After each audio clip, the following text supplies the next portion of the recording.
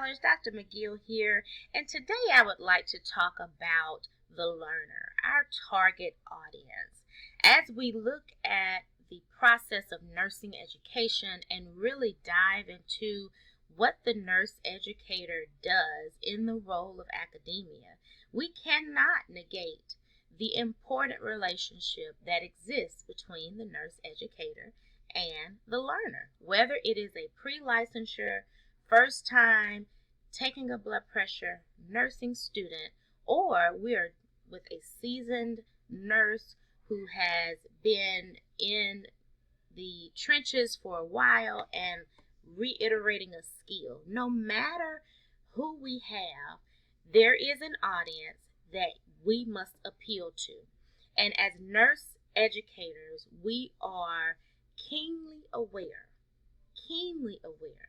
that our students have to have a sense of relatability with us so that we can appeal to their interests, thereby facilitating and fostering these quality learning opportunities. When you show your students that you care, when you show your students that you're engaged with them, when you're passionate about the topic, and subsequently you want to see what sparks their passion, the students are more likely to have buy-in and be involved in the learning process. And I can remember when I was going to nursing school, and I had an instructor who would often say, I already have my RN. Now you're trying to get yours. Often this instructor would say that. And I guess to an extent that was true. She was a licensed nurse. She was the authoritative figure in the classroom. She set the decorum, but her delivery and the premise by which she taught her students, us, was completely different, because all of us, about all 9 of us, we started out with a class of over 20, and that trial by fire, by the time I got to this particular instructor, there was about half of us left. And we all believed that she could care less if we passed or did not pass. She wanted to simply put the information out there, tell us a few case studies, and that was it. It was not until I began teaching and really seeing the opposite end of the spectrum, not as the learner, but as the educator, that I realized the reason why this faculty member had such a negative portrayal was because she did not display this deep understanding for her learners in what situation we were in, and then give us the guide to accept this content for the value that it portrayed. So if she didn't give us that observation, role modeling, to truly show us that this was important, and even though it's stressful, you can do it, then we come in with a negative mindset. I can't do this anyway, so I'm just here wasting time. Let's go ahead and get this F. Go ahead and take this L, as my children say. You don't want to set that tone. As an educator, yes, you have completed whatever it is that you needed to complete. Otherwise, you wouldn't be in that position. Great for you. But your passion and what motivates you to, disseminate this content has to be because you care about the learner. You want the learner to understand this valuable information so that the art, the science, the skill, the craft of nursing can continue from generation to generation. And not only antiquated skill and science of nursing, but understanding current issues and trends so that the students are the best practitioners that they can be, so that we have quality care all around. It is literally a domino effect. The nurse educator sets the tone for how receptive the learner is going to be, and then that impedes academic, physical, behavioral, all of these activities that grant achievement in those performance areas. You are vitally important when it comes to nursing practice and continuing this craft. And if you are not willing to make that investment in your students' needs and their interests, then you run the risk of that practice and that craft not continuing in a fashion that's productive and effective because your attitude was bad, and subsequently the learner's attitude was bad because you didn't care what the learners came in with. You just knew what they wanted to, what you wanted them to leave with, and that was it. As nurse educators, if that has been your mindset since the beginning, I challenge you to change that. I challenge you with the auspice that people come into your learning environment with different situations, different ways of processing things, different circumstances that may have led to them being right there. And I challenge you to make the content and the opportunity to learn and grow so fulfilling that whatever they came in with these preconceived conditions doesn't matter as much as insert topic, checking a blood pressure, as much as learning an AccuCheck, as much as teaching educational theory, as much as whatever it is. How about as much as you understand the importance of your audience? It is important that you set the tone, which is why nurse educators have to know who is their audience, who are your learners. So as we continue to engage in this topic of the learner, I do want role acclamation for our nurse educators. I realize that some of you who are listening to this right now may have different perspectives. You may have different viewpoints, different feelings, affect about nursing education and what exactly you will do in nursing education. I do want to challenge you at this point to think of yourself differently than you may have preconceived. Why? Because nursing education is never limited to just teaching. There is a whole undertaking that nurse educators do in order to get the content formulated, presented, disseminated, content retention, all of these different things. So just in short, nurse educators teach the art and science of nursing. Whatever continuum or spectrum that you may be on, whatever level of nursing you may be, that's what we do. I teach doctoral students, I've taught master's level students, I've taught pre-licensure students, I've even taught high school students how to know the difference between a eukaryote and a prokaryote cell in order for them to continue moving forward to doing CNA type assistant work and moving forward up into nursing. Every level matters. As a matter of fact, although I am Dr. McGill now, I started out life as Maud McGill CNA. It's different. All levels. And everyone who has educated me and everyone who's educated you, and hopefully you in the role of the nurse educator will be responsible for designing, implementing, evaluating, and revising educational content. Not necessarily the programs, but the content, all of it, that the learner must undergo. And you're responsible for making sure that that content makes sense and that that learner has an implicit value in learning what you have to say. That's why it's important that we have the right decorum, the right attitude, that we are experts and very knowledgeable about the information that we are discussing, because we want all of that, the whole vibe. Vibe is a big word now. We want the whole vibe to reflect that this information is vital for my career path right now, and I want to learn this. So, just in short, nurse educators have many different roles, from developing curriculum, to teaching, to advising, to evaluating, even writing grant proposals. I write a grant every year, 2 or 3 sometimes, just depends on the opportunities that are there. One of the main things that nurse educators must do is the engagement in scholarship.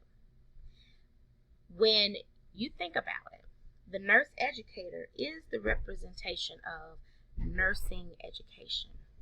The representation of this information pertaining to nursing that is so vital. We will license you, certify you, credential you by this information. Therefore, the way that we carry ourselves, the way that we speak, all of those things must exhibit scholarship. That's why it matters if you write poorly, even though you can speak the language and be very articulate when you talk. Your written and verbal, articulation must exude scholarship. It has to. You are the representation of the scholarship that we have in nursing. Even if you're just going to teach how to check a pulse, you are the scholarship that we have in nursing because you are deemed the nurse educator. They look at you as being the keeper of the information that we know about the science and the art of nursing. And see, nursing transitioned. Just a very brief overview of the history, and then we will get on to learner characteristics here. But a brief overview that we have is at first when Nightingale and a few others were taking care of those soldiers, and they came up with the environmental health theory and said if we can keep the environment clean, then we probably could reduce the spread of disease, which is very beneficial now in our current pandemic state. We're learning even more that Nightingale's theory might have been completely accurate, and we should never have veered away from it. But nevertheless, when we had that era, nursing was just a job, just a role, something that they kind of just put people into. They didn't really care if you fit the role or not. We need somebody to take care and to do the ADLs and the IADLs here, so you go do that. And as people begin to realize the benefit of actually helping and caring for another patient, another person, then nursing transitioned from being just this role to more of a job. Maybe I do need to make sure that at least the person that's doing this isn't, it doesn't have filthy habits, or is, we want them to keep the environment clean, at least they know how to clean, that type of thing. So they try to start matching people's characteristics and the, positive traits that they had with the actual job, right? Then it transitioned from being that to a profession. So now I really want to make sure that the people that are there are professional, and so there is a standard framework in how they act. Okay, so not only am I grouping people to this role by their character traits and the things that they do well, but I also want to make sure that they are professional. So we will have a set of standard rules that they follow, such as the American Nurses Association's Code of Ethics. That's the standard rule that we all follow. Everyone has to follow the Code of Ethics, no matter who you are or what you're doing. You have to follow the Code of Ethics. And from there, from the scholarship portion, from the professional portion, we finally venture into scholarship. Finally, we get there, where nursing said, hey, we're not only a profession, we don't only just teach our people how to act, but guess what? We're going to do research. We're going to engage in academic review, and we're going to have evidence-based practice. And matter of fact, we are going to base everything we do off of evidence. Evidence-based practice surfaced when we became a scholarship, and from then on, we have been disseminating information, and nursing has been a scholarship. And you represent that entire transition as a nurse educator, from Nightingale to Dorothy Oram, to being a job, to maybe being a role, a professional role, to now being a scholarship. That's what we are. And we will not go backwards. We will not, because we have made too many strides to get where we are now. And when you are in front of your audience, whether it is virtually or you're in front of your audience, face to face, you represent this scholarship that has taken us decades to come up with. And so now we get to the desired characteristics of the nurse learner, whether they are pre-licensure all the way up to seasoned doctoral nurses who have a plethora of experiential learning and training that they could offer into our scholarship. These are characteristics that we need the nurse learner to have. And it is not trying to be judgmental. And of course, I'm going to have another overview here on the slide that's going to talk about things that we do with our nurse learners, and it discuss the cultural assimilation and cultural differences and how to kind of get through that with your learner and special considerations there. But we do have to make sure, because of the content that we teach, that these characteristics, if are not displayed, are developed. Nursing content always requires that the learner in nursing is positioned in a way where they are able to take this big, complex overview of content and break it down into bite-sized pieces that they can immerse themselves into. So if our learner doesn't have or display these particular characteristics, then we have to, as nurse educators, help them to, as best as they can, develop at least a mimic of this characteristic. So we need to make sure that they're goal-oriented. In order for the learner to be goal-oriented, the nurse educator has to be very specific about what the goal of this content will be.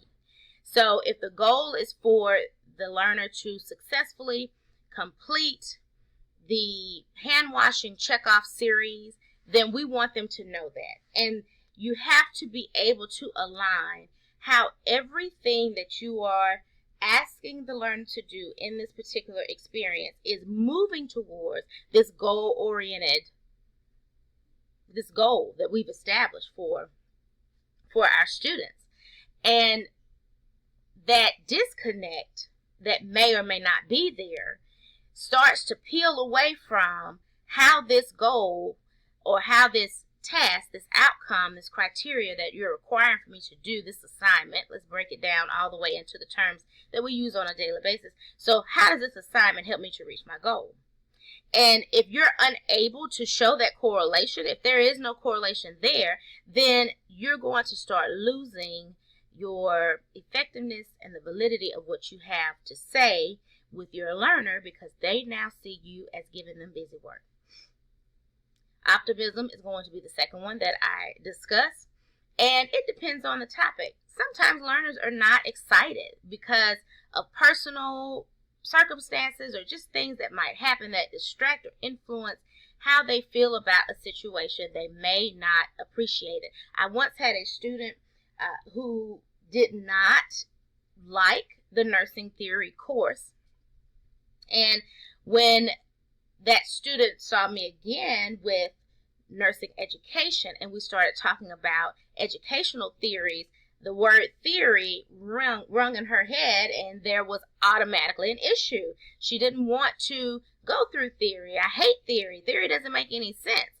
And so at that point, not being optimized to go through the content, I had to kind of give supporting evidence and have a personal conversation with her to bring her into this role of being engaged and challenged by what she will learn and know from this content. The way I helped her was to explain to her how educational theories actually help her as a nurse educator, and that this isn't something that's homegrown. This is something that you have to continually develop. I have been in nursing education for over 13 years, and I am still developing. And because I'm continually developing, I'm optimistic about the things that I'm going to learn and how that is going to change and shape my educational philosophy. My educational philosophy is not the same as when I first wrote it, and I have kept drafts of it. Paper copy, be it as it may, still looks different as it does now. Organization. This content is, big. It can be ambiguous. very cumbersome. And we have to make sure that students are organizing not only their life, but organizing their thought process around this content. How do you foster organization with your learner? You have to be organized. As a nurse educator, you must be organized. You must have some sense of routine, some sense of urgency about some things, and other things that are not as urgent. You have to show that delineation that you don't have to worry about this right now. So if they don't have organization skills, that's something that you got to help them develop. And how do you do that? By role modeling. Realism, we have to live, as far as nursing is concerned, in tangible goals, realistic boundaries, realistic opportunities, realistic outcomes. And sometimes you may have practitioners and scholars, learners, whatever word you want to use to identify your particular student, who is focused on only the glass being, the pie in the sky, very hopeful that everything will go completely as according to plan. And realistically, that is not always going to be the case when it comes to not only learning nursing, but just life in general. And helping your learners identify that these are things you can anticipate will happen when you go through this topic keeps them into reality. It keeps them understanding that reality, of the magnitude of that particular problem or content or whatever.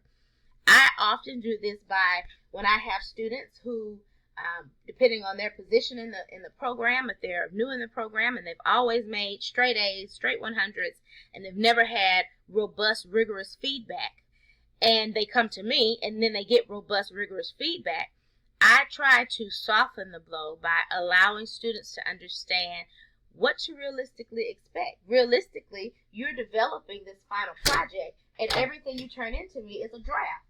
So every draft is going to have comments, and realistically, you can still do very well in the course by the final project as opposed to worrying about all of the individual milestones. That's what realism is. Once I've explained that to the students and they now have a positive disposition or optimistic disposition on this content and their ability to actually retain it and understand it, then they are more astute to learn what it is that I'm trying to tell them. Connected. Relatability is a part of my teaching philosophy. I believe in the relational theory. I think that we all have something that connects us. And if I can get to the point where I realize my learners are human, and the learners realize, Dr. McGill, she's a human too, and we have same human characteristics and needs, then it won't be this domineering impact. We're connected. We understand that there's the same goal, going back to goal orientation. Dr. McGill wants for me to be successful, and subsequently, I want to learn from her. We're connected. Our relationship has been established there. And be passionate. Caring behaviors is something that more and more, as I continue in nursing education and continue to tutor and consult with different pre-licensure programs and even RN to BSN programs, RN to MSN programs, I have no specifics when it comes to teaching nursing. I will teach how to take a blood pressure. I will teach fundamentals of nursing. I will teach global health in the doctoral program. It doesn't matter. But I'm finding that passion that I have for patient care and to really, really have that rewarding desire of making the community, making the patient have better outcomes is becoming less and less and less among the cohorts of our different scholars. People don't care. More narcissism and more skepticism and more self-centeredness when it comes to the learners. Not all of them. Some of the learners are immaculate, very selfless. Service learning is who they are, and some are not. Nevertheless, wherever they are in this process, I have to be able to convey that there should be caring behaviors that are either innate or learned but displayed in your performance. You have to care. You have to have compassion. Be passionate about this content, passionate about being the best that you can. We are never approaching or broaching this subject with it just being, it is what it is. I'm just here to collect the check, whatever it is. There's always got to be passion behind it, because the truth of the matter is, as a nurse educator, as a registered nurse, as a nurse practitioner, whatever it is that you have decided you want to do, there is not enough money for the stress that you're going to have. So I have to make sure that compassion is there, that you see where you fit into this complete puzzle of healthcare and healthcare management and making sure that the patients are taken care of. The healing environment has to spark a passion within you, so that you can then do what you were designed to do, which might be a nurse educator, which might be a hospital educator, which might be to be CNO, whatever it is. You have to have that passion. You have to find fulfillment. There is a theory. Here we go with theory again. I love theory. If you can't tell, I love theory. I absolutely adore it, because I realize that theory drives everything we do. And there is a theory called the self-determination theory. And do you know what the self-determination theory says? It says that employees, specifically looking at employees, because I do a lot with nursing leadership, nursing management, I do a lot with looking at how work dynamics occur. I even publish articles on how to get along with different conflicting personalities, because it's important that we do this, that we have passion enough to get along with each other. And the self-determination theory simply states that if you have an employee who finds that they belong at the organization, they find that they're connected at the organization, that they all make mistakes and they're realistic about what's going on, it will lead to fulfillment. And fulfillment leads to longevity with the institution. You want these nurses, these nursing students, to remain in the profession and to continue to be stellar clinicians. How do you do that? You have to show them how to find fulfillment in what they're doing.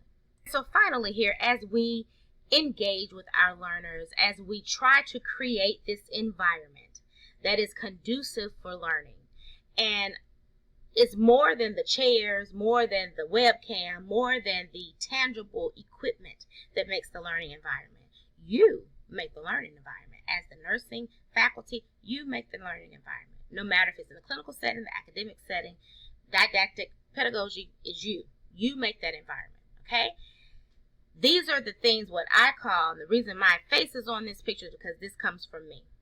But out of all of my research, out of all of the synthesizing what various evidence has said, I call these the A requirement. You have to have these A's in order for your learning environment to be conducive. This is how content is retained. The first thing you must do, you have to assess the current knowledge of your learners. Everyone comes to you with different backgrounds. No, you may not have time to truly know the extent that this person came from 5 states over, this one came, had to take a plane and 3 jetpacks to get. You may not know all of that. But the current knowledge based on that topic, you can find out with simple questioning. Simple questioning. As, tell me everything that you know about hand washing. And the scholars write it all out, and then you're able to glean who knows about standard precautions and contact precautions, who knows about universal precautions, what's going on here. Who knows that you have to wash your hands while singing happy birthday? Who knows what's happening? And you're able to build off of what they know. So if they already know the kinetics of doing it, they know how to do it, they may not know why, then I can, remind them of the kinetics, but I don't have to spend so much time just right there. Assessing their current knowledge gives them the respect that they need to let them know that you understand they have some experiential learning that has occurred. And I want to honor that by respecting what you already know. Then we have to analyze the basics. Now, for some, this may seem like we are contradicting what we just said. Assess the current knowledge and respecting what they already know. Yes, you assess the current knowledge. Yes, you respect what they already know. But you have to be assured that whatever the basic understanding is of the content you are trying to portray is understood by all who are in the course. They have to have a strong foundation of the building blocks, the understanding of what it is to do what you're asking them to do, whether it is skill or articulation of content. How do you analyze the basics? How do you start from the bottom up? You have to first identify that you are speaking the same language. We have developed a jargon in the healthcare profession, especially among nurses, and they try to give us a standardized framework. There we go, interjecting that again, when we became a profession, to stop using all of these abbreviations like TID and PO and such and such and such and such. But your learners, depending on where they are in the game, if they're a seasoned nurse, they may know all of those abbreviations. I know all of them. If they're a Gen Z or post-millennial, whatever you want to call, they may not know it. Post-millennials and Gen Zs, as a matter of fact, I just analyzed a BSN curriculum, which is a pre-licensure that's going in from 0 to 100 to get their BSN. So they had nothing nursing, and now they're going in to get their BSN. And they have actually told those scholars, because the NCLEX is this way, we're not going to talk about brand names. We're only going to talk about generic. So they know acetaminophen. They don't know Tylenol. You see? You have to analyze the basics. That, instead of contradicting what we just said, is going to enhance what we just said. If you know their current knowledge, then you know where to start with building the basic information so that they can then allow for what? Immersion. See how it's continuing to go a little bit further and further. So immersion is going, it's going to be that mental involvement. Basically, immersion is a fancy way of saying, how can we play with this content so that critical thinking is encouraged, and we have some repetition in motion here. There is evidence to support that repetition builds retention.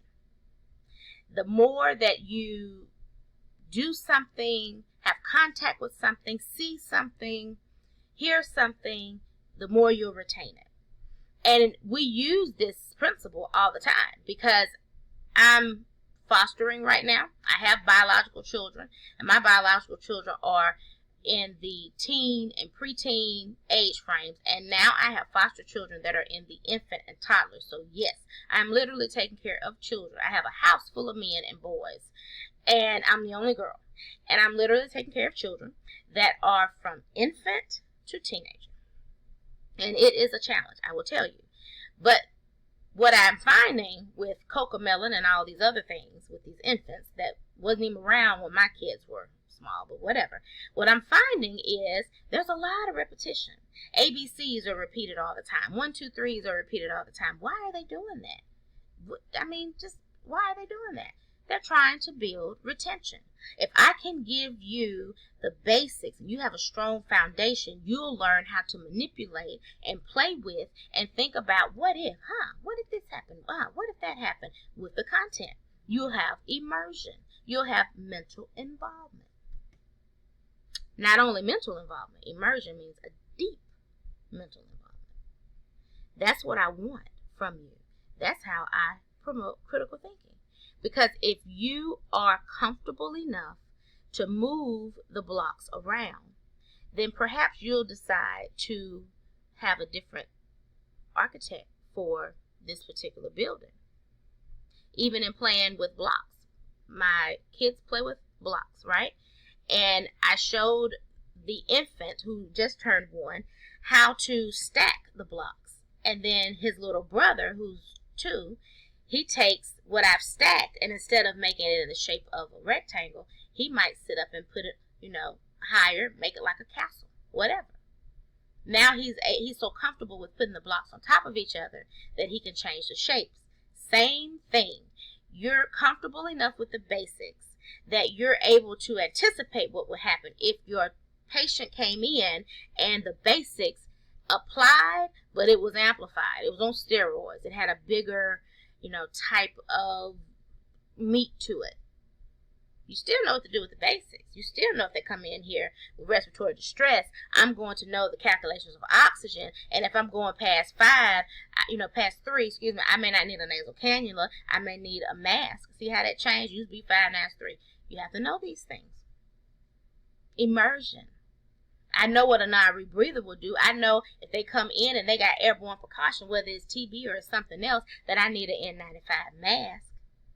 Immersion lets you build, but the basics are always there.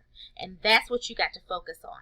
All of your assignments that talk about special considerations, it is talking about how can you, as the educator, articulate the basics and then allow for that person's mind, special considerations, to build off of the basics that you have strongly put there.